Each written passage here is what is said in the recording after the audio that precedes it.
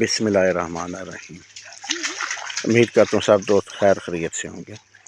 یہ دیکھیں یہ ٹب خالی کیا ہے، اس میں سے زیادہ تر مچھلی سیل ہو گئی تھی، اب تھوڑی بچی تھی، اس کو دوسرے ٹب میں کنورٹ کر رہے ہیں اور اس کو اب صاف ستھرا کریں گے انشاءاللہ تعالی، اور اس میں سیڈ جو آگے نئی مچھلی ڈالیں گے، ٹھیک ہے۔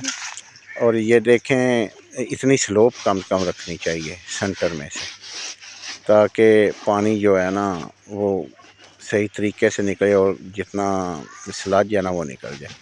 اب اس کی صفائی بھی کر رہے ہیں، اس کی اچھی طرح صفائی کر کے اس کو اچھی طرح سینیٹائز کر کے سرف سے دھو کے تو بالکل کلین کر کے نا تو پھر اس میں انشاءاللہ فش ڈالیں گے۔